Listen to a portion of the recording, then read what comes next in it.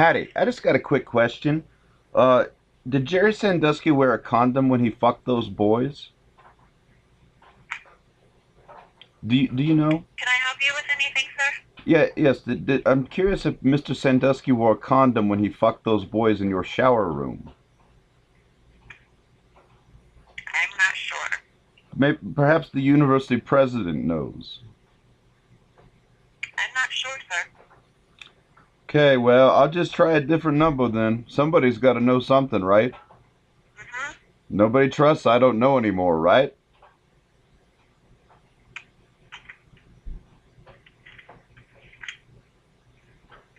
The truth will set you free, right? Would you like the phone number or the email of David Latora to direct your questions to him? How about the president? What's his number? I don't have that one. David Latora is taking the questions on that. Well, David Latour. Okay, I'll take that. I'll take that number. Let me have that one. Okay, hold on one moment, please.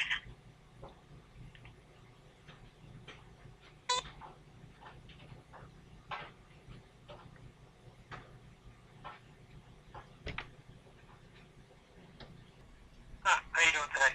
I'm good. How are you? Pretty good. Pretty good. Well, I was calling you back. Well, I guess you had called first, so I guess I'll let you talk first.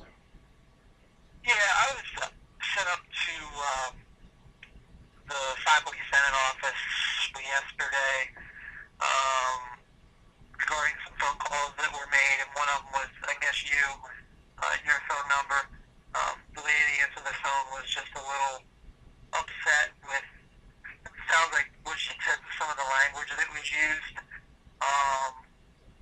And I mean, that was pretty much it. I just wanted to basically touch base with you. Wanted to see if you could tell me what was said, to see if what she's telling me is accurate.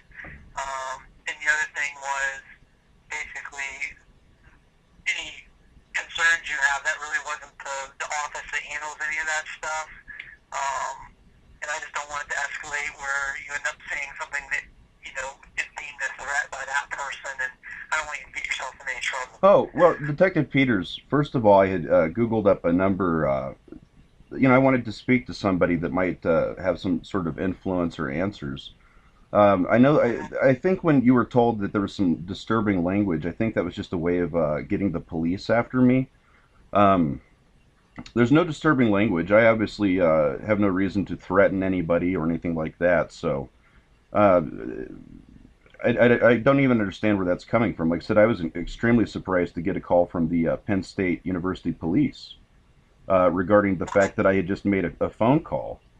Now, it may not be the most pleasant subject matter, what the people wanted to hear, um, but when they notify the police and the police contact me, it makes me wonder if I'm in violation of a particular statute, or, you're obviously a detective and not just a beat cop, right? Right. So that would indicate to me that you are investigating a violation of a particular statute. No, that I was given it. Depending on how the calls come in, sometimes they come right to the investigation department.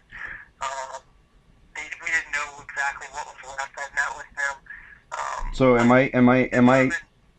am I No, suspected you're or being charged of being in violation of any statutes? no, not at all. Okay, Um, well, what I would let the faculty senate know in that case, Detective Peters, is I'm sure they've had a lot of outraged phone calls from the public. Penn State does receive federal monies in the form of FAFSA and Pell Grants. They are a state university. We do have some say over some things, and people are entitled to express their opinion. First Amendment rights, freedom of speech. I understand that may not include threatening somebody, but I certainly would never threaten anybody. I'm a law-abiding citizen. That's why I called up to express to the faculty senate my disgust of the cover-up and the continued cover-up of the Sandusky scandal. And then, so to my surprise, I get a call back from the Penn State University Police Department, an actual detective, and it seemed to me like they were really trying to intimidate me. no, not at all. I mean, First of all, we don't I know. have two immediate family members that are law enforcement, and I told them that Penn State University detective called me back, and they couldn't believe it. Yeah, no, I just don't want it to get these, the same people keep calling back, and they just kind of escalate, and then they get out of, just gets out of hand. I just wanted to let you know, I just didn't want to see that happen.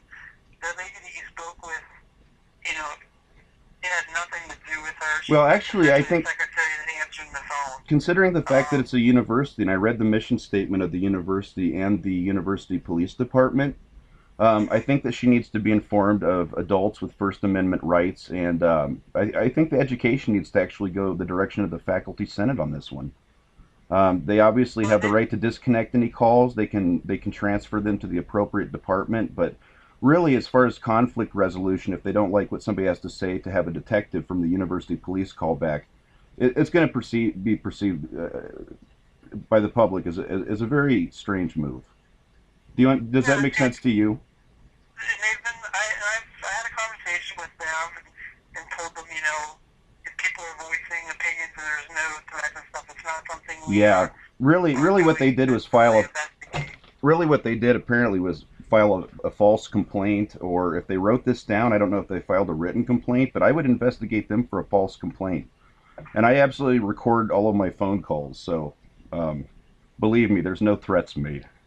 Does that make sense, Detective Peters?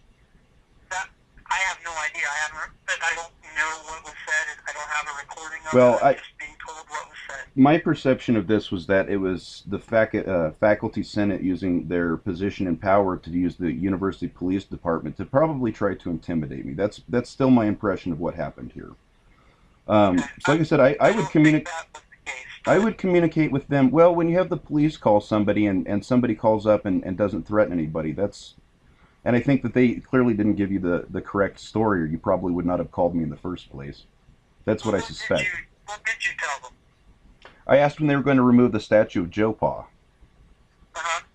Okay, that was one of the things. Then you made a second call to them. Yeah, I asked if Sandusky used protection when he raped the boys.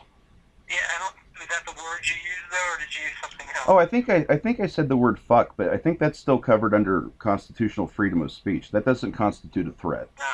That's what I said. It may be unpleasant language to the faculty senate, but the entire situation is very unpleasant to a lot of Americans, right? So, I mean, that's where I'm coming from, Detective Peters. Okay, I just don't want you to continue to say something that isn't appropriate. I just kind of want to give you a heads up on it. Because if they tell you, if you call back and they tell you not to call back, and then you continue to call back, then that is getting to that point where it's harassing. Okay? Right. Well, there's statutes there's particular statutes that cover specifically what constitutes harassing phone calls. Correct? Yeah. Continually calling somebody after they tell you to quit. Well, nobody told me. It doesn't matter what is said. If you continually call them, then it could be being heard. Well, I told telemarketers to quit calling me, and the Supreme Court ruled that it was freedom of speech. There's no call list and whatnot, but if someone's repeatedly calling a person and they're told not to, you can't keep calling them. Oh, well, that is against the law. Understood, Detective Peters. I'm aware of statutes. So, do you have any information as to when they'll be taking down the statue of Joe Pa? No, I don't. Okay. Well, I think people would like to see that. So, I mean, like I said, it's a very serious situation. I'm sure I'm not the only person calling you guys. So. No, you're not.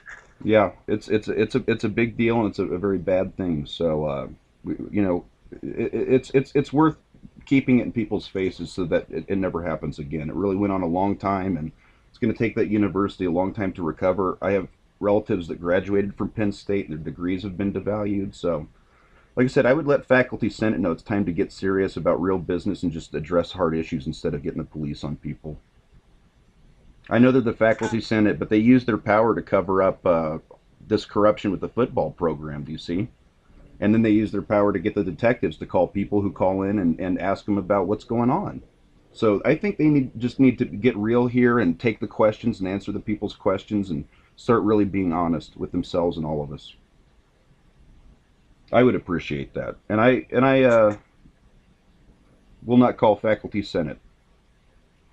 That's fine. That's all I really want. I mean, just to let you know, I mean, they keep a spreadsheet of the calls they get. Sure. And lately. There's over 90 of them, and they haven't called us about any of them until the other day, and I have two.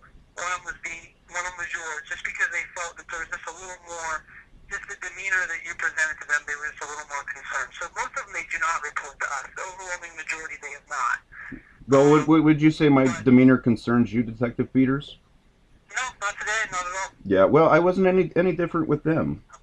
Okay, and that's fine. That's fine. I don't have a problem with that. I understand interesting questions, but I was dead serious, you know. Okay. I just have to go with what I'm told. I don't know. I have two sides of the story, and that's why I called you. Excellent. That was really the only reason. Well, this is the conclusion of the investigation, then. Oh, yeah, it's done. I'm going to close it out. Wonderful. Well, I wish you the best of luck, Detective Peters, and thank you for returning my call.